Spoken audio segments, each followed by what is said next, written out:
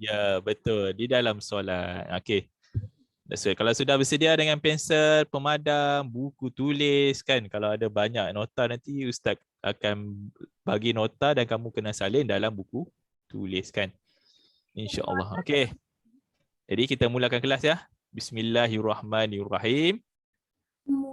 Jadi hari ini kita akan sambung pelajaran fiqh solat muka surat 28 kan. Kerja rumah sebelumnya Ustaz ingatkan kembali kan.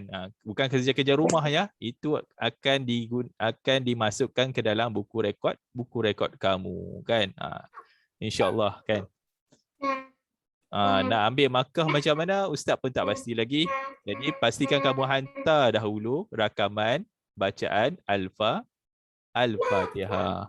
Jadi rakaman, ingat dengar baik-baik, rakaman bacaan Al-Fatihah ini kamu boleh menghantarnya banyak kali, berulang, bukan berulang kali, banyak kali. Kamu pilih yang mana yang paling baik kan. Setiap minggu kamu nak hantar pun boleh kan. Jadi Ustaz akan memilih yang paling baik dan berapa banyak usaha kamu buat untuk meningkatkan bacaan Al-Fatihah kamu kan, menambah baikkan bacaan Al-Fatihah kamu. Jangan baca Al-Fatihah sekali saja kan. Hari-hari kita kena baca surah Al-Fatihah. Al-Fatihah kita baca dalam apa? Soalan tadi. Siapa jawab tadi? Ustaz lupa. Dalam Iman. Iman kan, dalam solat kita kan. Kita mesti membaca, iaitu kita apa? Apa? Kita wajib membaca Al-Fatihah di dalam solat. Okey, jadi semua dah hafal dan jangan lupa kerja rumah kan. Kalau kamu dah rakam yang baik, hantarlah bacaan Al-Fatihah yang baik kan. Okey, mari kita tengok terjemahannya. Kan sedikit iklan tadi. Terjemahan yang pertama, surah Al-Fatihah kan dimulakan dengan bacaan apa? Bacaan Bismillahirrahmanirrahim kan. Bismillahirrahmanirrahim. Jadi kat sini susah sikit kita nak tengokkan satu persatu terjemahan Al-Fatihah dengan nama Allah. Bismillah dengan nama Allah. Ar-Rahman yang maha pemurah, Ar-Rahim lagi maha mengasihani. Okey, susah sikit. Jadi mari kita tengok terjemahan surah Al-Fatihah, iaitu ataupun pentafsiran surah Al-Fatihah di dalam kitab tafsir, buku tafsir kan. Betul tak Ustaz tunjuk ni? Ada tak tulisan? Okey, jadi pagi ini Ustaz bukakan kepada kamu, tunjukkan kepada kamu ini tafsir surah Al-Fatihah di dalam buku tafsir, iaitu Fi Zilalul Quran, tafsir Zilalul Quran. Okey, dalam kamu tengok tu, tafsir Zilalul Quran kan mereka mentafsirkan ayat-ayat Al-Quran tu dengan panjang, dengan banyak kan, secara detail lagi tu kan, secara detail, secara teliti kan, Okey, mari kita tengok satu persatu perkataan Bismillah. Okey, sebelum kita mulakan tu, mari kita tengok di bahagian kelebihan surah Al-Fatihah. Apakah kelebihan yang ditulis oleh pengarang kitab tafsir ini kan? Kelebihan surah Al-Fatihah. Ni kelebihan surah Al-Fatihah. Baik, kenapa tak boleh buat? Ni. Tak boleh. Kau Ustaz salah share ya? Betul tak ni?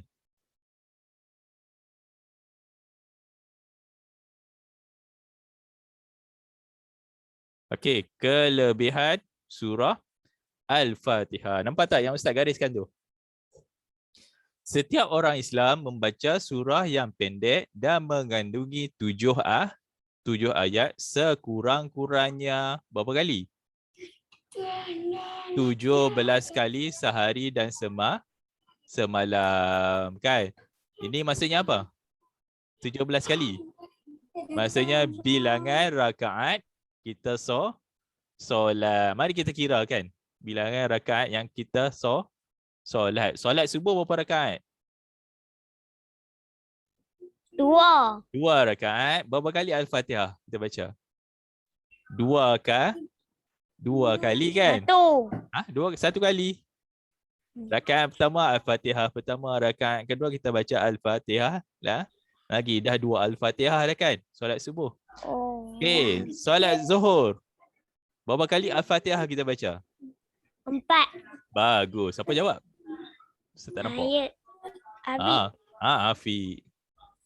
Afiq. Afiq. Abi Rafi. Okey. Oh, nama Abi lain kan? Okey. Fayyad. Okey, Fayyad. Berapa kali kita baca surah Al-Fatihah dalam solat Asar?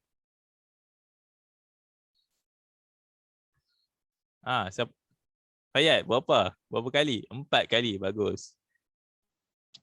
Solat Maghrib, berapa kali kita baca Al-Fatihah? 3 kan? 3 kali.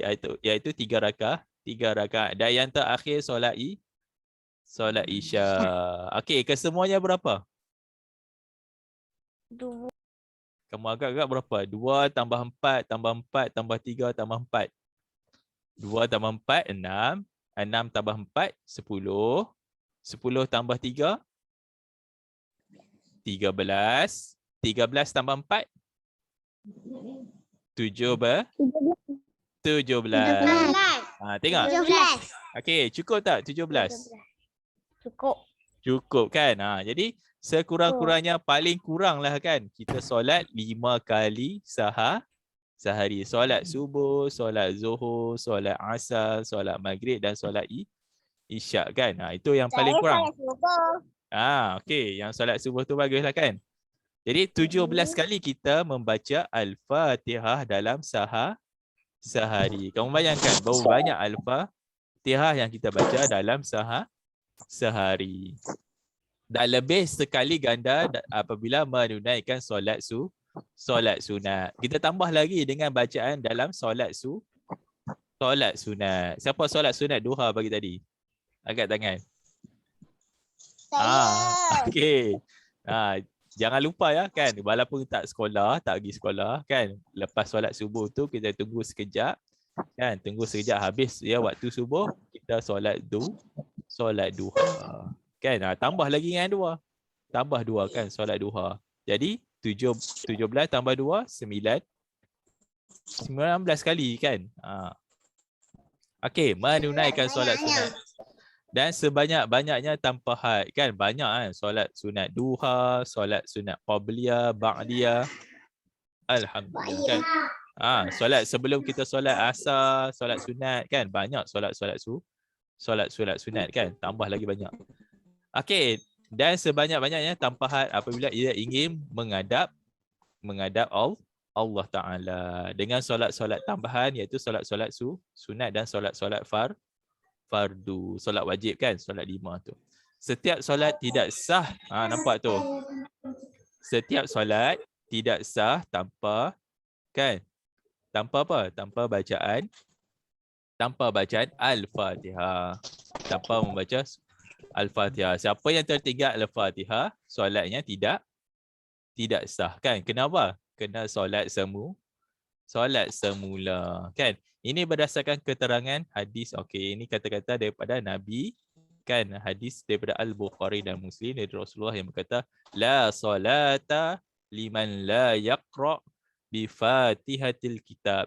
Tiada solat, maksudnya dia tidak sembahyang kan. Tidak sembahyang ni tidak diterima jika kepada mereka yang tidak membaca surah Al-Fatihah. Jadi kita kena baca Al-Fatihah itu wajib kan. Hukum baca Al-Fatihah dalam solat wajib. 2 rakaat 2 kali Al-Fatihah. 4 rakaat 4 kali Al-Fatihah. Okey, boleh tak lagi ni? Dapat tak? Kan? Sehari kita baca berapa kali Al-Fatihah? Satu hari. Sekurang-kurangnya berapa kali? Al-Fatihah. Siapa? Sekurang-kurangnya berapa kali? Al-Fatihah. 2 Habis? jam 55 minit. 2 jam. 2 jam 55 minit. Berapa kali kita baca? Tersilap. Bukan 2 jam. Kan berapa kali? Tadi Ustaz garis dah tadi. 17 kali. Bagus Taufik kan. Taufik ingat lagi. 17 kali kita baca Al-Fatihah dalam sehari. Kan? Banyak kan? 17 kali kita baca Al-Fatihah. Okey, dan hukum membaca Al-Fatihah adalah wajib. Okey. Jadi dalam seterusnya mari kita pergi ke baca nota seterusnya. Kita tengok nota seterusnya apa yang dikatakan. Apa? Kita tidak buatkan sembahan, tapi kita memakai dengan pakaian-pakaian ini menunjukkan yang kita umat Melayu Islam yang bersatu berpegang teguh. Okey. Kejap ya. Mana ya? Hikmah diulang-ulang. Surah Al-Fatihah dipilih untuk diulang-ulangkan bacaan di dalam setiap solat, rakaat solat, dan hikmah batalnya setiap solat yang tidak dibaca. Okey, yang tu kita dah tahu dah kan. Apa kelebihan membaca Al-Fatihah. Kan banyak hikmah-hikmahnya. Mari kita tengok. Mana nak padam ya. Okey, nanti Ustaz bagikan nota sedikit ya. Dekat buku kamu kena tulis. Okey, seterusnya mari kita tengok. Surah Al-Fatihah ini dimulakan dengan bacaan apa? Bismillahirrahmanirrahim. Yang membawa maksud kamu kena ni kan,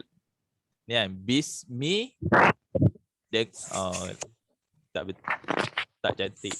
Okey. Bismi maksudnya apa? Dengan nama. Allah Ar-Rahman. Maksudnya apa? Ar-Rahman. Ar-Rahman maksud apa? Penyayang. Yang maha penyayang, pemurah. Kan? Kita tak dapat nak memberi maksud yang seluas-luas, setepat-tepatnya kan. Ar-Rahman Ar-Rahim ni bermaksud semualah kan, semua kasih sayang, semua apa maha pemurah apa semua kan. Dia termasuklah tu dalam Ar-Rahman dan Ar-Rahim kan. Allah yang maha Ar-Rahman maksudnya apa? Yang maha penyayang dan maha pengasih, yang maha mengasihani kan. Semualah kasih sayang. Allah lah yang paling banyak sekali kan, paling tinggi dan paling banyak menyayangi hamba-hambanya, menyayangi manusia. Menyayangi siapa? Menyayangi orang Islam kan. Orang Islam, manusia, semua manusia lah kan. Okey. Itu tak perlu tengok tu kan. Boleh dapat dah maksud yang pertama tu. Maksud yang pertama, bismi dalam bahasa Arab dengan nama. Allah Ar-Rahman maksudnya apa? Yang maha penyayang. Ar-Rahim yang maha mengasihi. Okey, yang maha pengasih ataupun yang maha mengasihani. Okey, itu ayat maksud yang pertama. Mari kita tengok apa Ayat 1 hingga 7. Apa yang diceritakan lagi oleh pengarang kitab tafsir ni kan. Mari kita tengok. Ini bilangan ni tidak masalah kan, sebab kan memang betul 7 ayat. Okey, kita pergi ke bahagian yang kedua iaitu adab, cara Islam memulakan segala tindakan dengan bismillah. Dengan bismillah. Kan? Okey, Ustaz dah terangkan belum? Jadi untuk orang Islam kita digalakkan kan ataupun dikehendaki kita mestilah memulakan segala tindakan kita dengan bismillah. Nak baca bismillah, nak minum bismillah, nak apa lagi? Nak tidur bismillah, nak makan pun baca bismillah kan? Baca bismillah. Nak apa lagi? Nak keluar rumah pun baca bismillah kan? Mulakan semua tindakan kita dengan bismillah. Adab cara ini amat sesuai dengan kefahaman kita akan agama Islam kan, yang menganggap Allah Ta'ala tu bersifat maha awal dan maha akhir, maha zahir dan maha batin. Okey, yang ni panjang berjelak, panjang ni kan. Okey, jadi itu adab orang Islam kan. Orang Islam yang betul-betul percaya, yang betul-betul beriman, mereka akan memulakan setiap pelajaran, setiap kelas, setiap tindakan mereka dengan bacaan bismillah. Okey, boleh.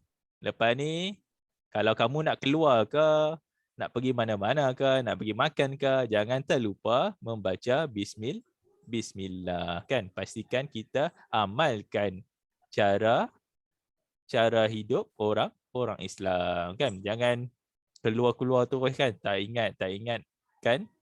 ingatkan Allah kan, terlupa akan nak membaca Al-Fatihah. Okey, ada apa-apa lagi tak nak ditambah?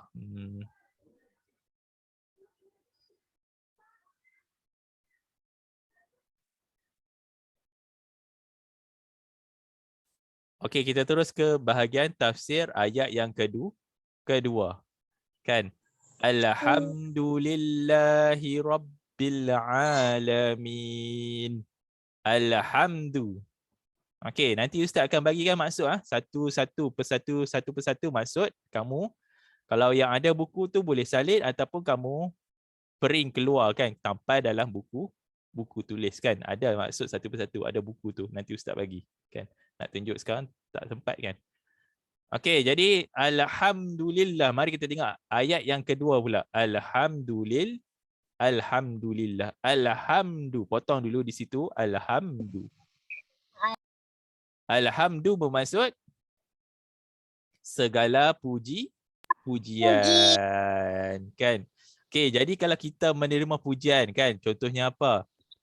Contohnya, bagusnya Aisyah kan, kita sebut alhamdulillah kan. Bagusnya Darwish kan, terbaik kan, kerja rumah yang terbaik yang Darwish kan, contohnya kan. Kita menyebut alhamdulillah kan. Pujian yang kita terima itu kan, kita kembalikan kepada Allah kan. Segala puji-pujian yang kita terima kan. Bagus Darwish, bagus Idina, bagus Adni kan, bagus Iman, bagus Farisha kan. Semua buat kerja rumah kan, contohnya kan, dapat puji-pujian kan, kita sebut alhamdulillah. Itu salah satu cara kita berterima kasih kan kepada Allah juga. Okey. Ada soalan? Ya. Kena tulis apa? Nanti Ustaz bagi nota. Jangan, tak perlu tulis lagi. Nanti Ustaz akan bagi nota kan. Kamu dengar dahulu. Okey. Lillahi. Sampai di sini lillahi terpulang ataupun kembali kepada Allah. Rabbi, Tuhan kan. Rabbi itu Tuhan. Al-alamin. Alamin ni yang memelihara alam semesta alam kan, alam semesta kan, yang memelihara, yang menjaga kan, yang mencipta kan alam semesta. Alam semesta ni kamu faham tak? Apa maksud alam semesta? Apa tu alam semesta? Mana? Bumi. Okey, bumi betul. Lagi? Apa lagi? Ada yang ada dalam alam semesta?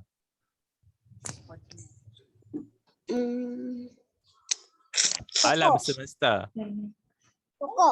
Pokok. Bumi ada kat pokok. Betul. Okey, alam semesta ni maksud yang lain iaitu Dunia. Dunia kita kan. Dunia sekarang ni. Alam semesta Dunia, ataupun dunia. dunia. Bumi, matahari, bulan, planet, apa lagi yang kita dah belajar? Kamu dah belajar betul? Planet-planet. Planet. Planet apa? Planet Maring. Zuhal, Ya. planet Marik, Mustari. Tuhan. Zuhal. Zuhal dah tadi. Lagi apa lagi? Banyak kan planet-planet. Maring. Bintang. Bintang-bintang, planet Marik. Planet Marik pun dah kan. Bulan. Planet Pluto yang paling jauh kan, yang Ustaz ingat lah kan. Orang kata planet Pluto. Utarik. Utarik kan. Banyak nama planet kan. Planet ni lawa. Ada buku teroka sains. Nama dia? Jadi kamu tengok kan, Okey. banyak planet-planet selain daripada planet bumi kan. Planet bumi bukan tempat yang kita duduk sekarang ni kan. Jadi alam semesta ni Allah lah yang menciptanya kan. Semua planet yang Allah cipta, matahari, bulan, bintang lagi berapa? Banyak kan. Bintang yang kita lihat waktu malam kan, yang bercahaya tu kan. Tapi jangan kamu tersalah faham pula dengan cahaya kapal terbang kan. Kapal terbang pun ada cahaya juga. Kapal terbang waktu malam.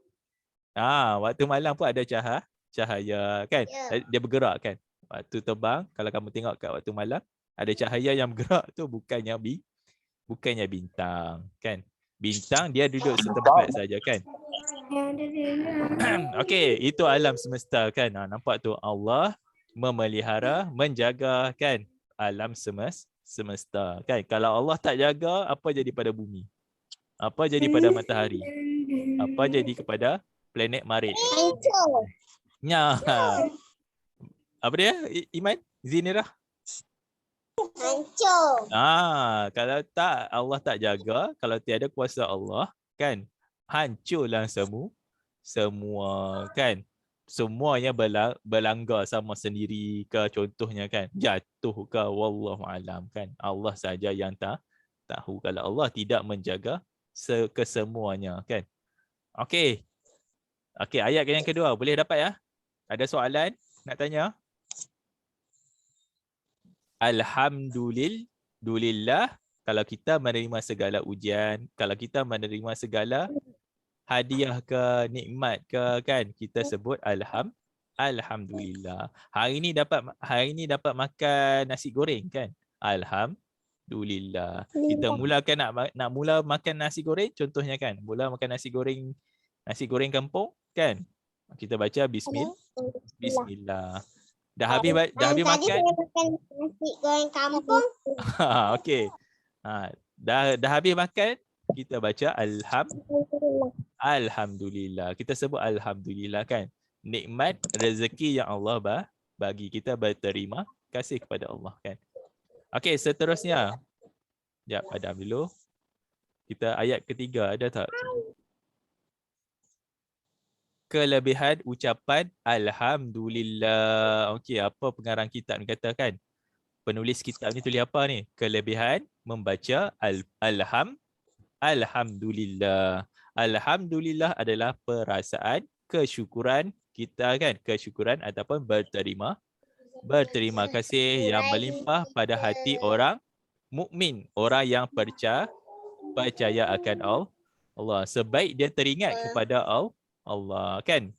Kita terima kasih, kita teringat kepada Allah, kita sebut alhamdulillah. Ingat, teringat tu pun bersamalah dengan perkataan zikir kan, mengingati Allah. Kita ingat pada Allah. Waktu dah habis dah. Tak habis lagi kita kan. Okey, perkataan alhamdulillah kan.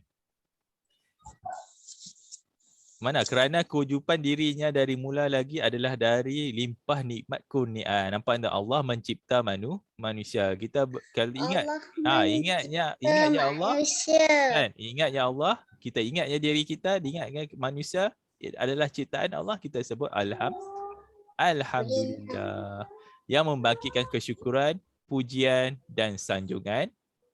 Malah di setiap kelip mata dan detik waktu kan, setiap kali kita kita berkelip mata ni, berkelip mata kan. Dan Kita di ingat waktu dan di setiap langkah Allah melimpah nikmat dan rahmatnya ke atas seluruh makhluknya terutama manusia. Kerana itu mengucap Alhamdulillah di awal dan di akhir merupakan salah satu dari dasar-dasar kefahaman Islam secara langsung. Firman Allah Ta'ala wa huwallahu la. Okey. Jadi dengar, nampak kan? Terima kasih Aisyah kan. Aisyah tolong bacakan. Nikmat-nikmat yang diberikan, nasi goreng yang Allah berikan, rezeki yang kita dapat, nasi goreng, air, apa semua tu kan. Duduk di rumah, ada rumah kan. Ada orang lain yang tak ada rumah kan. Tempat yang dilanda taufan, tempatnya dilanda ribut, ada banjir kan. Rumah kawasan-kawasan orang yang tidak tidak bernasib baik kan, mereka sampai tak ada macam rumah. Palestin. Macam dekat Palestin kan, mereka yang sedang berperang tu kan, sedang berperang. Kan, sampai yang tak ada rumah. Yang kita ni dah ada rumah, kita lah sebutlah Kita ada rumah cantik-cantik. Dah ada rumah cantik. Itu semuanya nikmat rezeki yang Allah bagi. Sebutlah alhamdulillah. Okey, ada lagi. Sempat tak kita ni? Nak habis ni. Tak sempat rasa. Wa huwallahu la ilaha illa huwa lahul hamdu fil ula wal akhirah. Dan dialah Allah, tiada yang lain. Allah tiada Tuhan yang lain melainkan Dia, terpulang kepadanya seluruh kepujian di awal dan di akhir. Ya, kita kembalilah pujian yang kita terima tu kepada Allah. Kan? Namun demikian, kemurahan dan limpah kurnia Allah ke atas hambanya, ke atas manusia, ke atas kita yang mukmin. Yang mukmin ni maksud apa? Yang percaya. Orang mukmin. Orang yang percaya akan Allah itu adalah sampai di tahap setinggi-tingginya. Nampak tu? Kepercayaanlah yang paling tinggi kan, beriman. Iman itulah yang paling tinggi. Apabila hamba itu berkata Alhamdulillah. Nampak? Orang yang menyebut Alhamdulillah, imannya di atas yang paling yang tinggi kan. Tinggi-tinggi, setinggi-tinggi imannya kan. Maka Allah akan tulis kan untuknya satu balasan kebaikan. Nampak tu, dapat pahala yang mengatasi segala timbangan neraca yang lain kan. Neraca ni timbangan pahala dosa lah kan. Jadi kalau kita sebut Alhamdulillah, pahala yang sangat banyak kan. Sehingga kan dosa yang kita buat tu kan tak mampu nak kan. Macam mana Ustaz nak kata? Timbangan yang lain pun tak mampu nak menyamai ucapan Alhamdulillah. Okey. Nanti dulu kan Ustaz nak habiskan dulu. Okey. Jadi tersebut yang ni tak apalah. Ya Rabbal Wahid. Okey, ucapan itu. Okey, nampak ada satu riwayat yang mengatakan ucapan ini telah menyukarkan dua malaikat pencatat amalan. Kan, pencatat amalan siapa ni? Malaikat ni. Siapa ingat lagi? Malaikat apa? Ni. Malaikat. Yang mencatat amal ni. Dosa dan pahala tu. Kat sini. Malaikat apa? Roket dan Atik. Roket dan Atik yang mencatat amalan.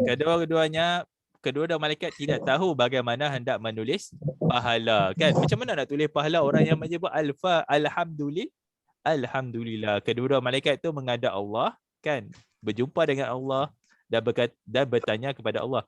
Ada seorang hamba, ada seorang manusia yang mengucapkan pujian, yang mengucapkan Alhamdulillah. Yang kami tidak mengetahui bagaimana hendak menulis pahalanya, balasannya. Maka Allah pun berkatalah, sedangkan dia lebih mengetahui apa yang diucapkan. Okey, apakah pujian yang telah diucapkan oleh hambaku? Kan Allah bertanya kepada malaikat tu. Jawablah malaikat itu, wahai Tuhanku, segala kepujian itu terpulang kepadamu kan. Ya Allah, Alhamdulillah Alhamdulillah. Iaitu kepujian yang layak dengan keagungan zatmu dan kebesaranmu. Kan? Kepujian yang kita kembali kepada Allah. Firman Allah kepada kedua-duanya. Tulislah ucapan itu sebagaimana yang diucapkan hamba-Ku sehingga ia menemui Allah. Kan? Dan Allah sendiri akan, alhamdulillah, Allah sendiri yang akan membalasnya. Tengok tu, kan? Pengertian Pahala yang sangat banyak sehingga kan malaikat tak dapat nak tertulis, kan? Jadi Allah kata tulislah dulu alhamdulillah, kan? Manusia ni menyebut alhamdulillah, kamu tulislah alhamdulillah dulu dan akan dibalasnya oleh Allah sendiri, kan? Allah akan bagi ganjaran, kan? Ganjaran orang yang menyebut alhamdulillah, kan? Okey, rasanya sampai di sini saja, kan? Kita pernah terlebih waktu dah ni. Ada apa-apa soalan? ada. Ayat yang nanti Ustaz akan bagi nota dan kamu salin dalam buku tulis, kan? Panjang nota ni nak bagi. Di buku tulis. Salin dalam buku tulis nanti, kan? InsyaAllah. Okey, nanti tengok kat grup WhatsApp ya. Okey, kalau tak ada soalan kita Saya mesyuarat. Okey, kalau tak ada soalan kita tutup kelas kita dengan bacaan surah Al-As. Siapa nak tolong bacakan? Ada 2 orang kat tangan. Tak. Ya, siapa nak? Darwish dah baca dah tadi. Habib nak tolong bacakan? Habib. Okey, Fayyad angkat tangan kak. Okey, Fayyad, boleh tolong bacakan doa balik. Buka mikrofon tu, Fayyad.